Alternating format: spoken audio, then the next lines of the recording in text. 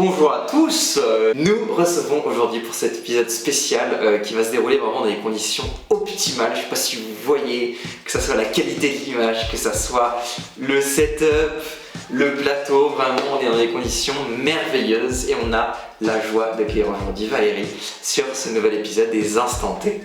Concept que je rappelle de la part de Margot, cette idée des Instants T, ça va être l'occasion aujourd'hui de partager tous les trois. Donc Valérie, voilà, bienvenue dans l'émission.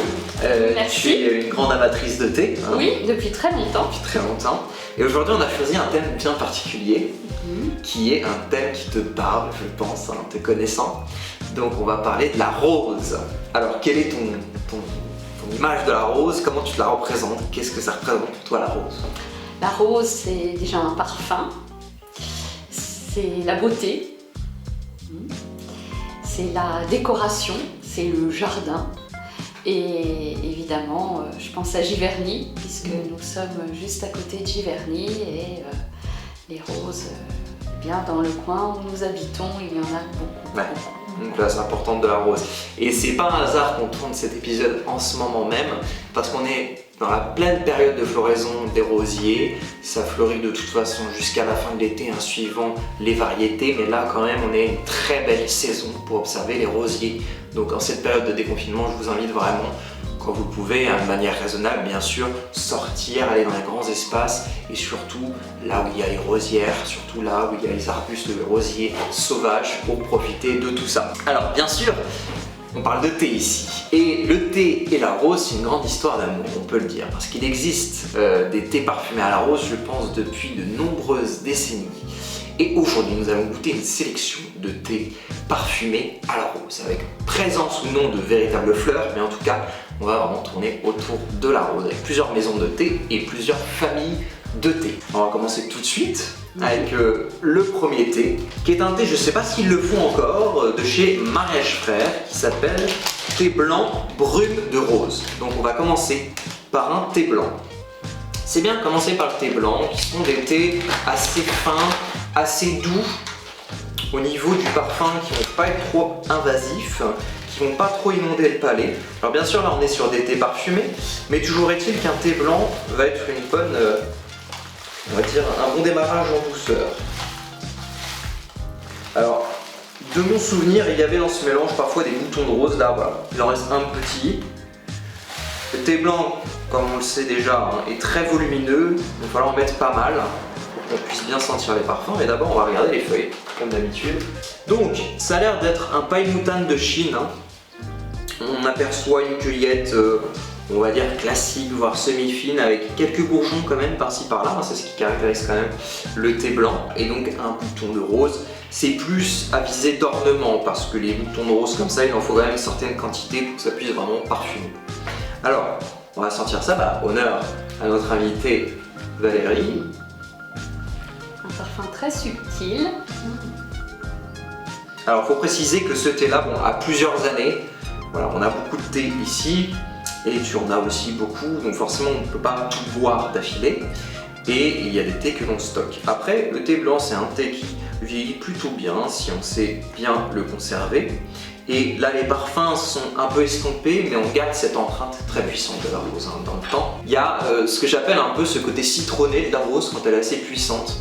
Il y a un côté presque agrume qui ressort. Et comme la base de thé est un thé blanc paille moutane, on aura quand même un aspect floral déjà dans l'influence. Paille moutane, je rappelle, ça veut dire pivoine blanche en chinois. Donc on est vraiment sur un thé qui a d'abord, avant tout, un aspect floral dans son essence, même nature.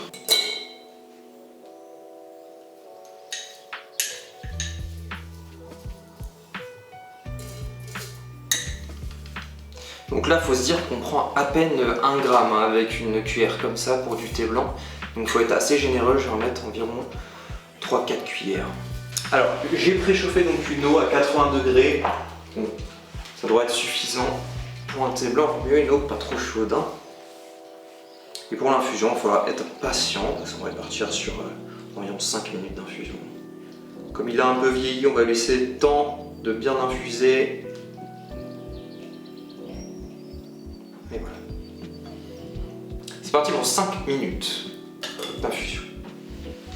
Alors ça y est, les 5 minutes sont passées. On va pouvoir passer à la dégustation pour ce premier thé. Voilà, si on veut observer un peu les feuilles.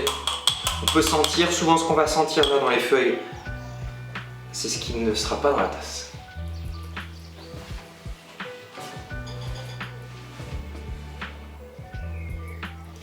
Voilà, tu peux sentir si tu veux. Voir un petit peu comment ça a évolué. Ah oui.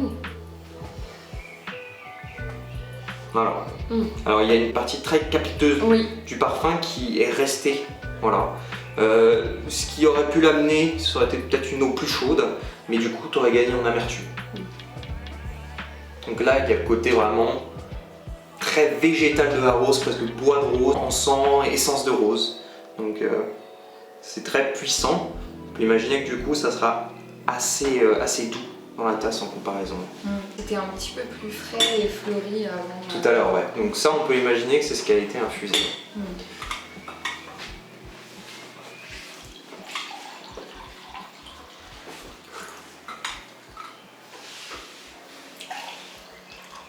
Alors déjà, pour un thé blanc, il a quand même une liqueur assez colorée. Donc souvent, le paille moutane, à part quand c'est un paille moutane de grande qualité, il y a quand même pas mal de feuilles brisées, donc on gagne quand même en tanin, même pour un thé blanc. Donc ça fait que c'est un thé blanc qui a quand même une liqueur assez prononcée en couleur, hein. Il y a pas mal de tanin dedans. Le parfum assez subtil, côté très chaleureux, on va pouvoir goûter. J'ai gardé un très bon souvenir de celui-là, il est toujours aussi vivace. Parce que dès l'entrée de jeu, il y a vraiment une très belle attaque, très douce. Pas trop envahissante. Ouais. Et le nom de brume de thé. Brume de rose, ouais. Brume de rose, pardon. Ouais. C'est vraiment inspirant de ce que nous dégustons. Ouais, ouais, complètement.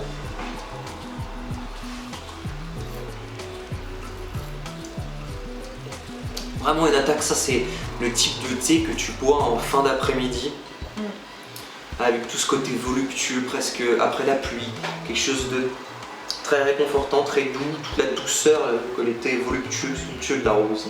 Je le trouve un petit peu gourmand. Ah ouais? Ah oui, j'avais pas pensé à ça. Plus sur le développement. Oui. Ouais. Ouais, presque un macaron à la rose, pâtisserie à la rose. Et alors là où on a l'empreinte du paille moutane, c'est vraiment sur l'after. On sent le côté du paille moutane, ce côté fleur sauvage, pivoine qui ressort derrière, dans la longueur. Et le paille moutane, c'est ce thé qui, quand il est fait chaud, a ce côté réconfortant, désaltérant, et quand il est fait froid, a un côté très rafraîchissant. Donc c'est un thé, je pense, qui aussi un thé glacé serait excellent ici aussi. Car l'essence de rose est bien travaillée, tu disais, elle est pas invasive. Et en même temps, elle est assez marquée pour qu'on puisse en profiter. L'aspect citronné que j'avais dans les feuilles sèches ne se retrouve pas ici. Là, c'est vraiment le côté floral qui ressort. Et puis ça fait un très beau résultat. Ouais, à tester éventuellement en froid. C'est vrai que la couleur, elle est assez opaque. Ouais. Tu vois, c'est l'état des feuilles. Il était pas mal brinque-ballé à droite à gauche, donc il y en a pas mal qui se sont brisés, donc t'as plus de... Mais comme là on était sur une température de 80 degrés pendant 5 minutes, ça n'a pas été une infusion violente, donc la libération des tanins dans la liqueur a été raisonnable. Bah c'est un très bon départ, hein. Donc on va bientôt... en douceur. Ouais, c'est ça, tout doucement ce que je disais, se mettre dans le bain. Puis on a des petits gâteaux, on viendra compléter avec ça, c'est important de couper aussi avec de quoi manger, puis on est à l'heure du tea time. Donc... Alors, second thé, donc le deuxième de cette sélection, c'est le thé douceur de rose, qui fait partie de la gamme les thés du jardin. Alors c'est un thé qui est associé à un souvenir assez cher à mon cœur. J'étais en visite dans le jardin de Christian Dior, à Granville, dans notre bonne Normandie. Pas si loin que ça de où on est. Ce thé-là est sur une base de gunpowder. Alors ce thé de Chine qu'on appelle gunpowder, tout simplement parce qu'il est roulé un petit peu comme des billes qui font penser effectivement à des boulets de canon. Il y a toute une histoire autour du gunpowder que je tairai ici, mais il y a vraiment quelque chose autour de ce thé qui a vraiment fonctionné mondialement. C'est un des thés les plus importés, notamment au Moyen-Orient et dans les pays arabo-musulmans. Donc c'est un thé qui fonctionne très très bien. C'est un petit peu la base, ce thé, pour tout ce qui est thé vert de Chine en grande distribution. Alors c'est un thé qui est peu coûteux, mais qui est une base de mélange parfumé très intéressante parce qu'il n'est pas invasif en termes de goût. Ça ne va pas influencer sur le goût, ce qui fait que vous pouvez utiliser cette base de thé, utiliser pour plein de choses différentes, que ce soit le thé à la menthe justement dans les pays arabes, ou là un thé à la rose qui fonctionne très très bien.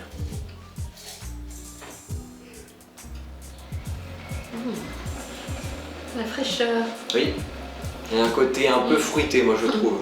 On me rappelle presque la grappe de raisin. Très très différent. Presque mentholé. Ouais, tout à fait.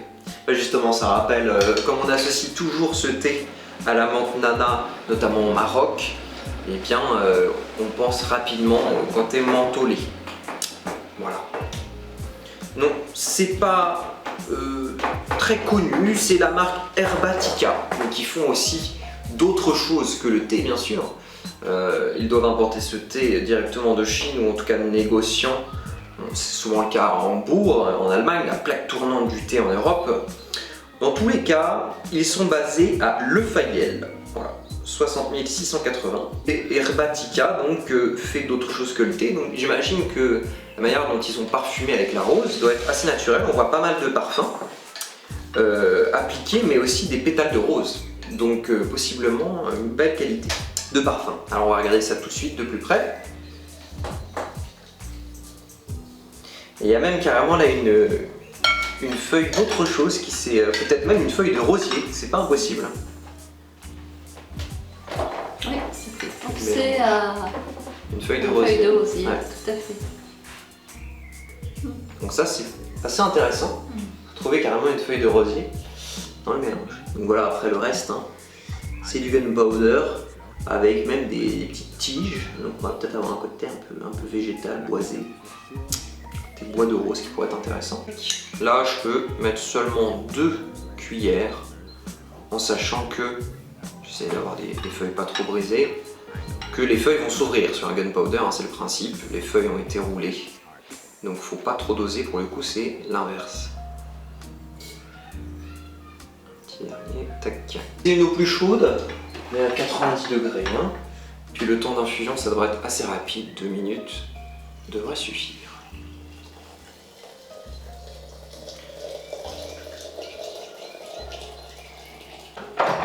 C'est parti pour 2 minutes d'infusion. Alors, c'est bon, les 2 minutes sont passées.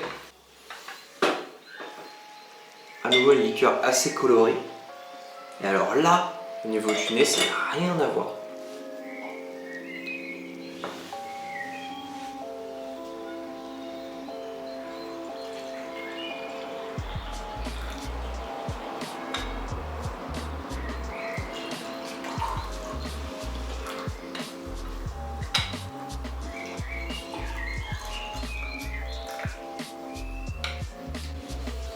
Alors moi j'ai une note de torréfaction qui vient, tu vois. Oui.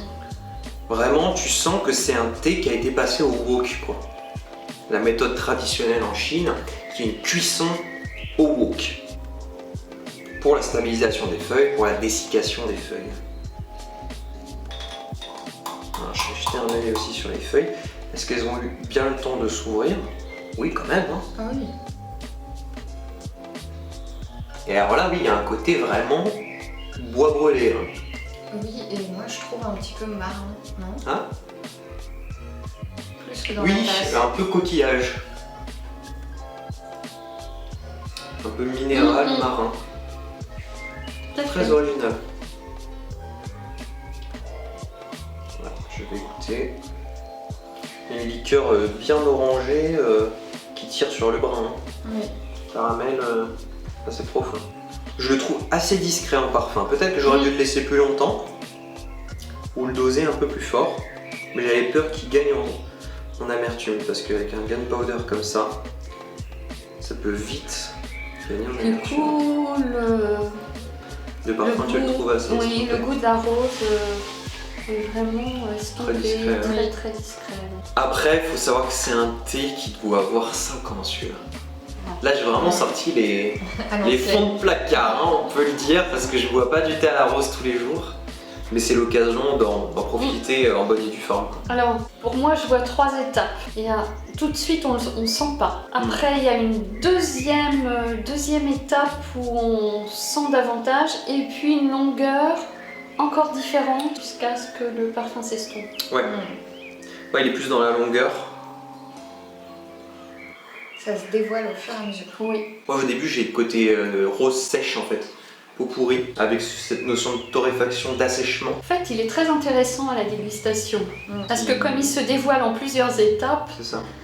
ce qui n'était pas le cas du précédent, on avait un parfum, quoique Qui était franc. assez discret, mais en même temps bien présent. Très soutenu, ouais. Ouais. Célébrée depuis l'Antiquité et appréciée pour sa beauté et ses senteurs, la rose de la famille des rosacées compte environ 200 espèces différentes. Cultivée en Chine et en Perse depuis 5000 ans, on en trouve maintenant dans le monde entier. Ici, un thé vert très doux avec des pétales de rose à déguster l'après-midi ou en soirée, accompagné de petites pâtisseries. Il n'y a pas plus de précision sur la provenance des pétales de rose. L'arôme est naturel. On a beaucoup en Bulgarie des roses. En tout cas, comme on n'a pas à faire des parfums de synthèse trop puissants, c'est pour ça aussi que peut-être le parfum est plus discret, un peu moins soutenu. Je retiens un joli moment de dégustation avec ce thé. Là, il est intéressant, C'est malgré chaleureux. tout. C'est ça. Mm. Ouais, le côté, de toute façon, le côté torréfié, ça donne un aspect très chaleureux. Et là, l'aspect citronné, un peu capiteux de la fleur, ressort plus sur celui-là, je trouve. Le thé parfumé, ça vieillit pas bien. Faut être clair là-dessus. Ça perd vraiment en parfum, parce que j'ai un souvenir de ce thé qui était beaucoup plus parfumé que ça. Mais quelque part, il gagne en subtilité aussi. Alors, on va passer au troisième thé, là. Petit à petit, on va se laisser glisser vers le troisième thé. Qui est un thé que tu as depuis longtemps. Je crois qu'on te l'avait offert, c'est ça? C'est ce que tu m'avais dit. Absolument. Donc, élu par le jury Go-Milo. Je sais pas comment ça se dit. Goemio. Goemio. Goemio. Et alors, effectivement, par qui ça a été à Monoprix Exploitation? Mais alors, je ne sais pas quelle maison de thé c'est en fait. C'est étrange, hein? C'est une maison de thé inconnue. Alors que c'est un thé sélectionné. Voilà. C'est pas, Qui a été pas sélectionné clairement justement. affiché. Alors là, ce qui est intéressant par contre, c'est qu'il y a le pourcentage. Alors, c'est un thé vert Sencha de Chine. Donc là, ils sont déjà très clairs là-dessus, ce qui est une bonne chose. Parce qu'il y a beaucoup de mélanges parfumés, on vous dit base de Sencha, on se dit « Ah super, du thé d'origine japonaise ». Il y a énormément de thé Sencha, dit Sencha, qui sont de Chine. Sencha, c'est juste pour dire que c'est un thé qui, à la différence de celui qu'on vient de boire, qui était un thé gunpowder à torréfaction, où ça a été passé au wok, dont la dessiccation est sèche. Là, sur le Sencha, bien sûr, la dessiccation, la stabilisation des feuilles, c'est faite par une chaleur vapeur. Donc on est vraiment sur un Sencha comme on le fait au Japon, mais il est réalisé en Chine. Donc on se doute bien que dans la chaîne de production, dans le soin apporté, on n'a pas cette expertise japonaise. Mais bon, là, le but, c'est d'avoir une base assez, on va dire, neutre pour pouvoir créer un mélange parfumé qui est du caractère et dont la base de thé ne va pas influer sur le parfum.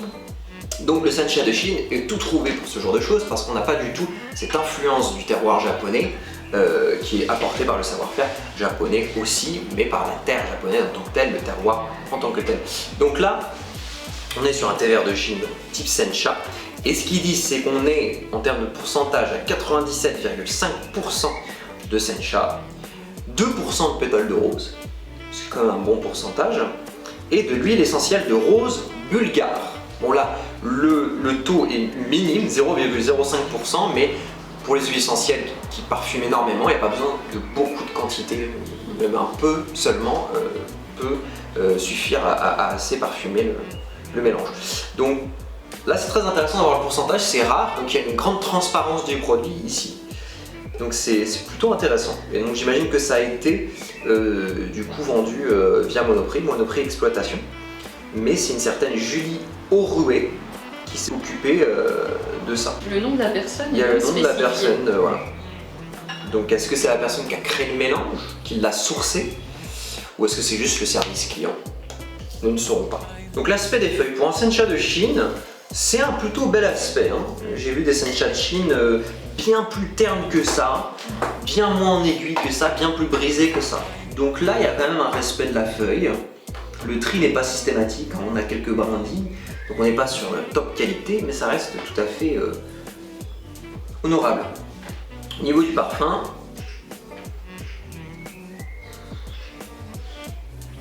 qu'est-ce qui est frappant là-dedans? Alors, tu l'avais aussi...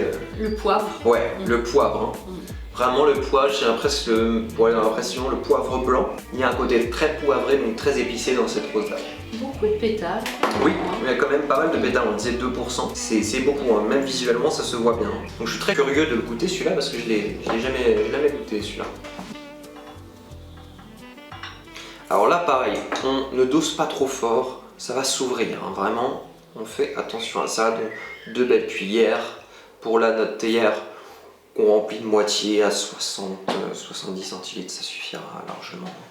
On pourrait le faire plus fort mais on va éviter, hein. Avec les parfums comme ça va très bien. Au niveau de la température, on est toujours à 80 degrés, comme pour le thé blanc de tout à l'heure, un peu moins que pour le thé précédent. Le thé de Chine avec la torréfaction wok résiste plus à la chaleur. Là on est quand même sur une méthode à la vapeur qui respecte plus le goût du thé, mais aussi qui le rend plus vulnérable, plus sensible. Donc là, pareil, un peu à la japonaise, on va partir sur 2 minutes.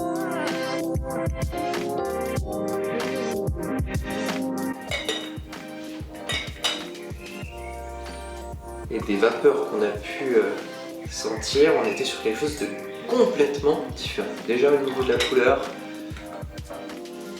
on est sur un brun moins franc, avec plus des teintes un petit peu verdâtres, un beau jaune.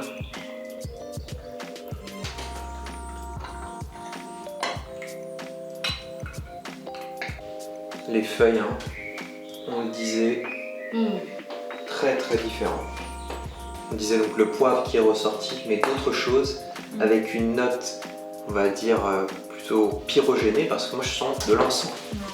Ouais, de l'encens et une roche un petit peu chaude. Là, j'ai presque les herbes aromatiques. Là.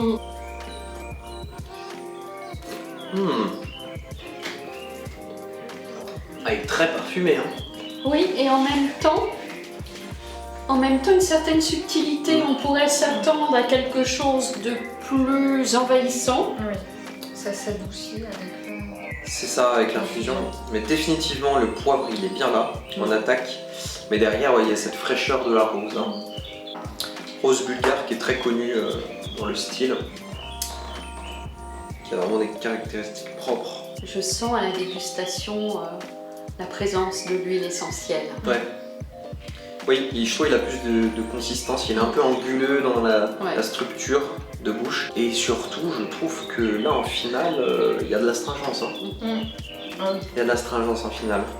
Donc c'est un sencha qui a été faiblement passé à la vapeur, comme ce qu'on appelle un samushi au Japon. Justement, vous voyez, les aiguilles, elles étaient bien belles, elles n'étaient pas brisées, donc la vapeur n'a pas été très puissante. Et en même temps, il n'y a pas d'amertume. Je pense que si celui-là on le pousse, on peut faire sortir pas mal d'amertume. Mais là, à 80 degrés, effectivement, en 2 minutes, on a juste ce qu'il faut pour que les feuilles se soient bien déroulées et qu'en même temps, on ait toute la subtilité sans partir effectivement dans l'amertume. Grande différence entre astringence et amertume. L'astringence, c'est vraiment une expérience de bouche, c'est pas un goût, parce que l'amertume, c'est vraiment un goût. Donc là, on n'est pas dans l'umami des sencha japonais, bien sûr, mais on est sur une certaine subtilité quand même, et on sent que le parfum de la rose est assez subtil et naturel. On sent qu'on est sur des huiles essentielles qui donnent de la texture, qui a aussi une présence de pétales de rose qui peut peut-être aussi influencer sur la structure du thé en tant que tel, sur le breuvage, ce qu'on a dans la liqueur en bouche. Donc bon, c'est très réussi. Je comprends que ce thé ait pu avoir des prix. En tout cas dans le cadre des thés grande distribution, des thés parfumés. Parce que ça reste dans ce cadre-là parmi les hauts du paquet, hein, on peut le dire. Mais il y a pas mal de consistance. Ouais. Bien, on va se diriger vers le 4e thé. J'espère que vous êtes toujours aussi chaud bouillant. On s'approche petit à petit de la fin de cette vidéo avec ce 4e thé et il y aura une petite surprise juste avant la fin. Ce 4e thé est très important pour moi, tout simplement parce que c'est pour moi la maison de thé qui réalise les créations parfumées les plus incroyables qui soient. Je vous ai déjà parlé plusieurs fois de cette maison. Il s'agit de Au fond du jardin à Strasbourg, un petit salon de thé, que dis-je, une caverne d'Ali Baba, quelque chose d'unique en son genre, hein, un espèce de repère à l'anglaise pour les dandys et les dames de bonne famille. Évidemment, la rose, synonyme de féminité, synonyme de romantisme, n'a pas été épargnée par les créations de Laurent et Fred. Et effectivement, Fred a pensé ce mélange Olympe, rose d'amour, qui est exceptionnel sur une base de thé noir. Alors, on découvre ça tout de suite. Voilà. C'est à peu près les réactions qu'on a quand on sent les thés au fond du jardin. Un équilibre parfait. Ah, c'est vraiment Là, l'été. on sent bien la rose. Voilà, on la sent bien. Il y a quelque chose de sirupeux, comme du sirop de rose, quelque chose de Et en très même gourmand. temps, elle prend pas le pas sur le thé. Ouais. Voilà. C'est un équilibre certainement qui a demandé un travail Un gros travail, voilà, c'est ce que j'allais très dire. important pour arriver à ce point d'équilibre C'est ça. entre le thé et la rose. En fait, les thés de Au fond du jardin sont, pour les thés parfumés, la plupart, surtout les saisonniers, issus de macération avec les ingrédients de base. Donc là, on peut imaginer une macération avec une espèce de fleur particulière. Je crois qu'il m'avait expliqué, je me souviens plus du nom, mais il choisit une fleur bien particulière, une espèce de rose bien particulière pour faire macérer plusieurs mois avec le thé. Et le résultat, au niveau du nez, est déjà bluffant. Au niveau de l'aspect, on a donc sûrement un thé soit du Sri Lanka, soit d'Inde. Ça y ressemble, en tout cas peut-être du Yunnan, c'est possible aussi, thé de Chine, c'est pas à exclure. Avec des pétales de rose bien sûr, on a aussi quelques pétales de bleuet, là plus pour la forme, hein, pour la beauté des feuilles. On va doser ça tout de suite.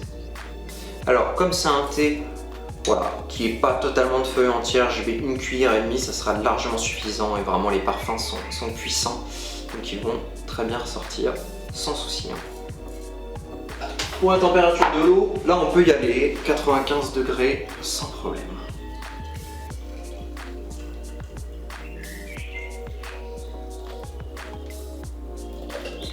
C'est parti. 3 minutes d'infusion pour les thés noirs, voilà, à partir de 3-4 minutes. 3 minutes, peut-être qu'on poussera à 4 pour vraiment lui laisser le temps pour avoir tous les parfums. Allez, 3-4 minutes d'infusion. Et voilà, après 3 minutes 30 d'infusion, le dernier thé.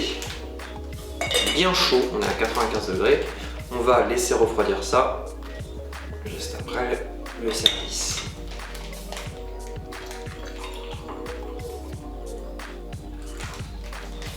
Et donc Valérie, tu as amené des petites gourmandises. Effectivement, je voulais vous présenter et vous partager et vous faire déguster ce joyau d'exception issu de la maison Au fond du jardin, d'où vient ce merveilleux thé. Olympe rose d'amour, et tu me demandais en début de cet instant T ce qu'évoquait la rose, l'amour évidemment. Et donc Strasbourg est au moment de la Saint-Valentin en février, le lieu idéal, le théâtre, l'événement de l'amour, puisqu'il y a le festival de Strasbourg Mon Amour. À cette occasion, je me suis rendue à Strasbourg et j'ai découvert ces merveilleuses roses cristallisées que je vais vous faire déguster. On va goûter ça avec plaisir. Voilà. Donc c'est vraiment le bouton de rose entier qui a été cristallisé dans le sucre. Tout à fait, dans le sucre.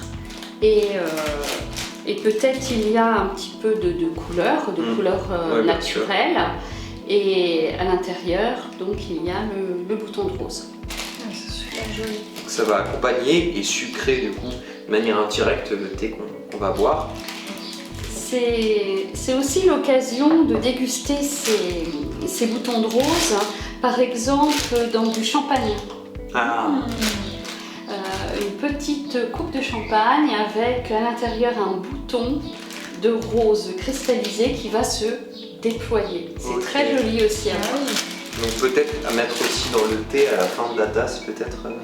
Parce que ça donne honneur à toi. Donc la rose qui est consommable, hein. Donc qu'on retrouve dans beaucoup de gâteaux, qu'on retrouve énormément aussi dans des glaces, des préparations. J'adore les choses parfumées à la rose. que ce soit les gâteaux, Une des choses chantilly à la sucrées. rose. Oui, non, il y a des choses superbes à faire Mmh. sur la rose. Alors, Que ce soit avec du sirop de rose ou de l'eau de rose, par ouais, exemple. tout à fait. On peut la déguster directement comme ça, ou sucré sauté avec le bouton. Non, c'est pas mal du tout. Hein. Ça fond. Au départ, l'attaque Super bien végétale de la rose, et derrière, tout se déploie. Comme une fleur, ça s'ouvre, tous les parfums. Non, c'est pas mal du tout. Bah, merci de compléter ça avec gourmandise, parce que ça arrive à point nommé. Alors ce thé, comment il a évolué? D'abord, les feuilles infusées. Ah, il y a encore beaucoup de parfums dans les feuilles. Hein. On aurait limite presque pu le laisser infuser plus longtemps. Ah oui. Il m'apparaît que c'est le premier qui déploie autant de parfums. Ouais, Oui. Une fois l'infusion. réalisé. Oui, la rose ressort vraiment bien sur celui-là. Ah, c'est exceptionnel. Il y a vraiment. Ce qu'il expliquait, c'est que chaque thé est construit comme un parfum, quoi. Vraiment, il y a cette notion, voilà, d'une macération et une construction d'un parfum signature dans chaque préparation de thé chez eux. Alors, on retrouve toute cette subtilité-là. Hein. Vraiment quelque chose de très très bien. Et alors, du coup, avec le restant de la rose cristallisée là, Ça se mélange très ça bien. fonctionne très bien ensemble. Une grande classe. C'est ça. En fait, il y a un côté tellement unique dans leur mélange que quand tu les goûtes, t'as l'impression de retourner au lieu. Tellement c'est lié au lieu. Ça enveloppe le palais. Il y a vraiment une constance dans le parfum. Il y a quelque chose qui se développe. Très enveloppant, très chaleureux. C'est très bien pour finir. Et ça laisse une empreinte. Enfin, c'est Ouais. vraiment. Ouais, c'est ça en fait. C'est là que tu vois la puissance, la qualité du parfum, c'est dans l'empreinte. Vraiment, tous leurs thés sont à part. On est moins dans cette idée de consistance, mais plutôt dans cette idée de cohérence. Vraiment, cohérence du parfum. Et là, c'est vrai que les traditions se rejoignent. Comme au Japon, quand vous buvez le matcha durant le sadro, donc la cérémonie du thé matcha, vous buvez le matcha, on vous donne soit des wagashi, soit effectivement des petits sucres comme ça ornementés. Donc on retrouve ça ici aussi. On va goûter la rose cristallisée qui va sucrer, on va dire assez naturellement le thé, au lieu de mélanger comme ça les deux produits. Vraiment, il y a cette idée-là au Japon de garder le thé pur, mais en bouche. Une fois en bouche, si vous avez autre chose en bouche, on peut laisser les choses se passer. Voilà, comme le théâtre de 1000 saveurs qui vont se rencontrer, mais en bouche. Les produits doivent rester vraiment distanciés. Donc il n'y a vraiment pas cette culture au Japon de mettre le sucre dans le thé, parce que pour eux, le thé est vraiment magique, le thé est presque sacré, il y a quelque chose d'un peu sacralisé. Donc même sans rentrer dans ces considérations-là, je trouve qu'il y a beaucoup plus d'équilibre à allier les saveurs, comme on va manger le fromage, ensuite boire le vin ou le thé d'ailleurs. Et bien là pareil, on va manger la petite pâtisserie ou le petit sucre, laisser fondre, et notre palais un peu tapissé en fait de ce sucre va venir apporter de la couleur à l'infusion de thé qu'on va boire. Donc cette idée là de bien distancier les choses. Il y a cet équilibre quoi. La base de thé est quand même respectée, même si le parfum est très puissant. Ce sera difficile de deviner le goût du thé derrière, mais on sent quand même toute la structure de ce thé et tout ce côté bien équilibré. Oui, puisque le thé va sublimer le parfum de la rose. Et si on n'a pas cette structure au départ, on n'arrivera pas à ce point d'équilibre avec les deux ingrédients. Ce qui va m'amener à la petite dégustation bonus pour venir clôturer la vidéo, parce que j'ai là des boutons de rose. Pas des boutons de rose totalement nature, je vous explique. En fait, ces boutons de rose là, je les ai stockés après un tri. Lorsque j'avais l'occasion de travailler pour la maison de thé Bonté à Paris, nous avions un mélange qui était plutôt autour des épices et de la cerise, qui comportait une quantité astronomique de boutons de rose jaune qui n'avaient rien à faire. Donc je les ai tous retirés des stocks et je les ai gardés de côté. Donc du coup, ils ont été en contact avec d'autres huiles essentielles, notamment de cerise et d'épices. Donc on va voir comment des boutons de rose aussi peuvent être, avec le contact, parfumés par d'autres choses. Et on va voir effectivement que si on infuse seulement de la rose, même si ça a été parfumé par autre chose, on se retrouve avec quelque chose qui n'a rien à voir avec un thé parfumé. Donc ce thé bonus, qui n'est pas un thé en fait, qui va être une infusion, Je vous présente tout de suite ces boutons de rose très particuliers que je vous décrivais. Voilà, si tu veux sentir les parfums Valérie. Beaucoup d'épices. Oui, C'est assez intéressant, particulier. ouais. Très particulier.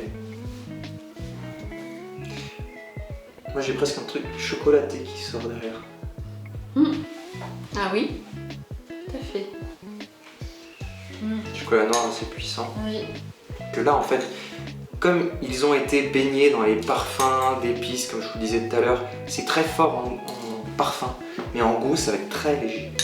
Et là on est à 100 degrés.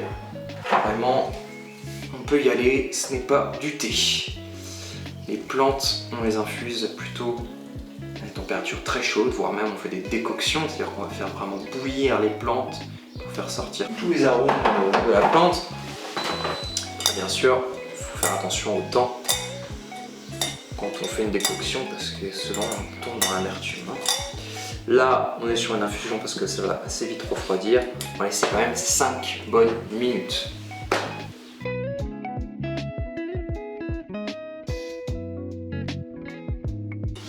Alors c'est bon, les 5 minutes sont passées. Les boutons ont bien eu le temps d'infuser.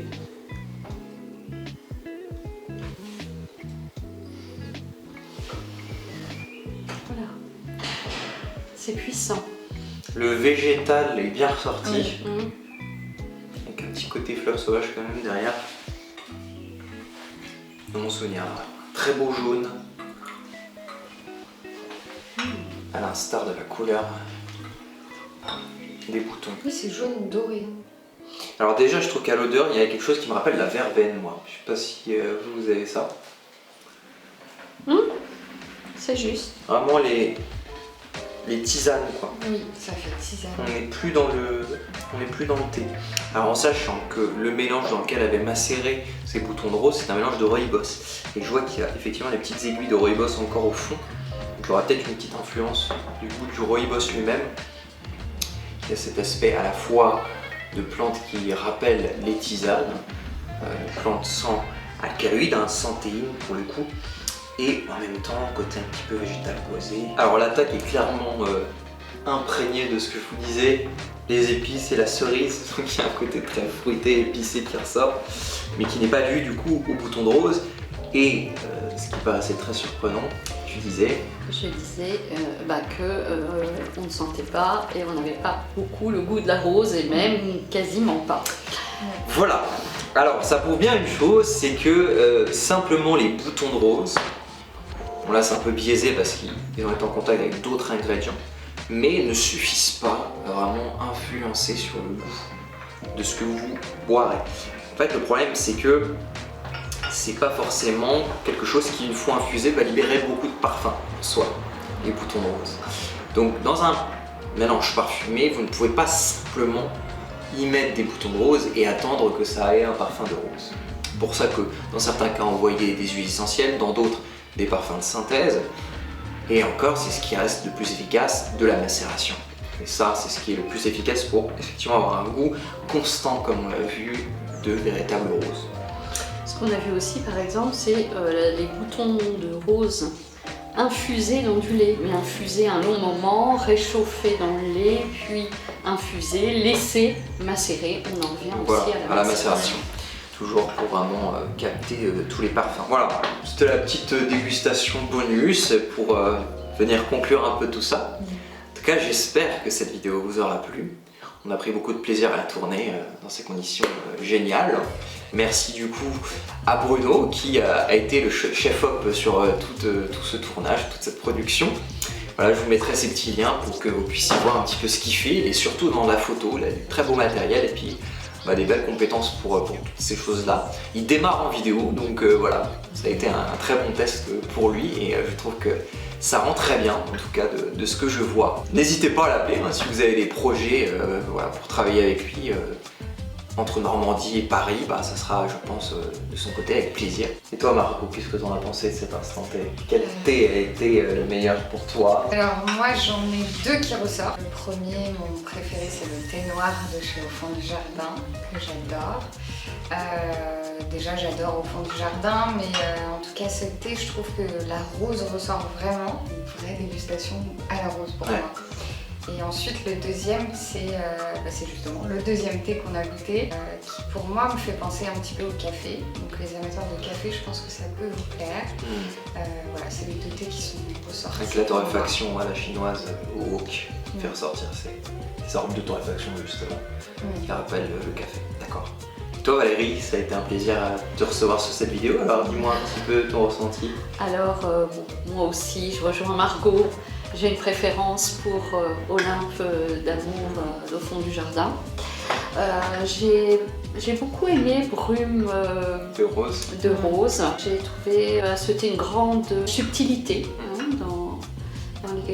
dans la composition. La rose est ma fleur préférée. Voilà, vous savez tout. C'est pour ça que je voulais le faire avec toi, parce que ça avait beaucoup de sens. Et donc je te remercie pour cette invitation qui pour moi, au-delà de ce qu'on vient de faire, a une portée symbolique très importante. Merci beaucoup.